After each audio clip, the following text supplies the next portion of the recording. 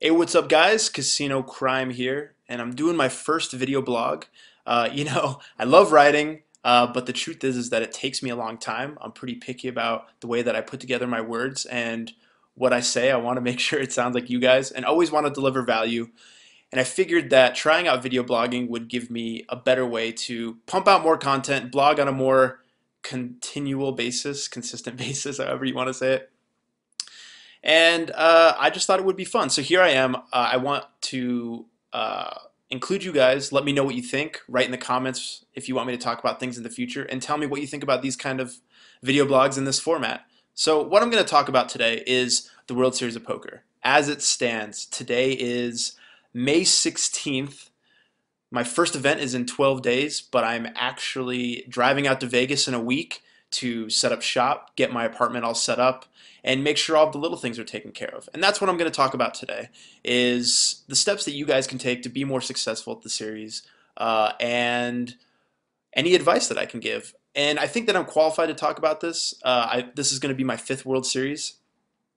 I've won a bracelet last year. I feel like each year I get progressively better, and that's something that I've noticed is a lot of the guys that have the most success aren't necessarily the guys that are the best poker players. It's a lot of times the guys who just have more experience at the World Series, in terms of structure, in terms of format, just in terms of familiarity with how everything goes. Because realistically, both how the game itself plays, but everything else surrounding the World Series is completely different than any other tournament series in the world. People come there for a couple of months. There's a lot of partying because it's in Vegas, of course. Everybody's there, and it's sort of like the trade show of poker. So it's important to know the inner workings and what works for you in particular. So if you're trying to be successful at the series, whether you're going out there and playing actual bracelet events, or you're playing the deep stack dailies at the Rio, or if you're playing cash games at any of the casinos, or you're playing the deep stack at the Venetian, all of this stuff is gonna apply to you. So first piece of advice that I've got: take care of all of the little things before you go out there.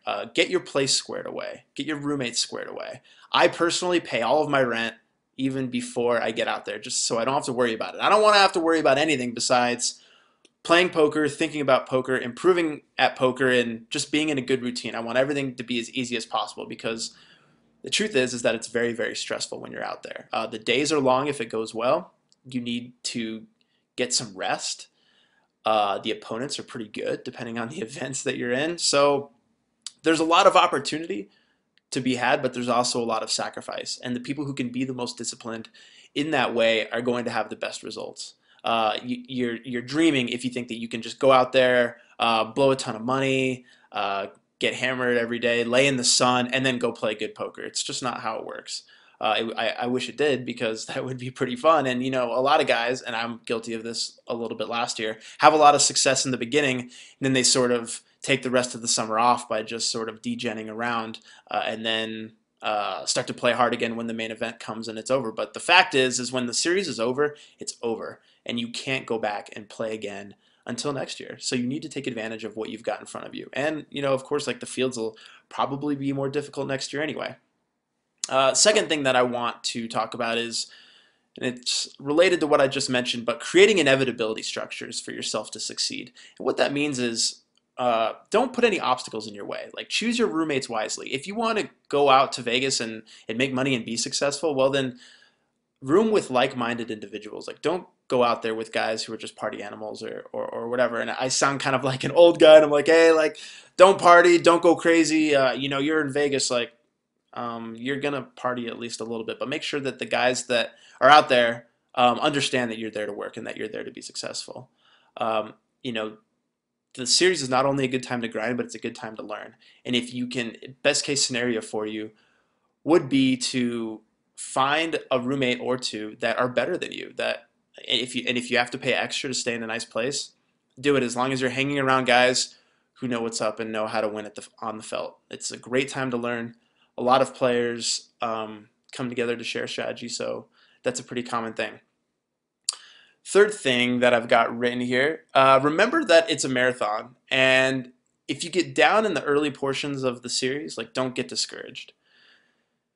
I think that in the past, I've kind of put this World Series on a pedestal, and I've made the World Series out to be my entire year and my entire worth as a poker player. So if things don't go well for a few sessions in a row, or the first week or two I'm running kind of bad, or maybe I'm even playing bad, like I've gotten discouraged and let it ruin my whole series. But the fact is that every day there's a new way to make a lot of money and prove yourself to the poker world. So don't get down if things aren't really going your way.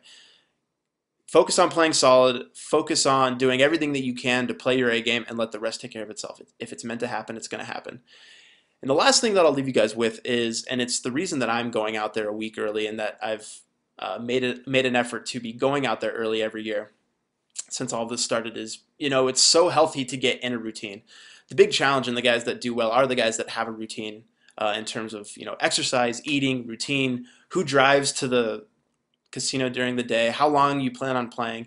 The sooner you can get your body in a routine and it's not a complete shock to go out there and suddenly be playing 12-hour days, the more successful you'll be. So my best advice is start planning your routine now, have the discipline to stick with it, and put structures in place that will ensure that you're successful there. I will be out there myself. I look forward to saying what's up to all of you guys. I love to talk poker. You can find me grinding most likely the 10 and a quarter pot limit Omaha cash games. I'm going to play 10 or 12 events. The first one that I'm playing is May 28th, the 1K PLO. Then I'm going to play the 1500 6 max no limit, which I won last year. I'm going to play the 3K no limit 6 max. I'm going to play the Millionaire Maker. I'm going to play the 5K 6 max. I'm going to play the 1500 PLO, the 10K PLO, the 5K 6 max PLO, and the main event. Other than that, grinding the shit out of cash and slaying some donks. That's my plan.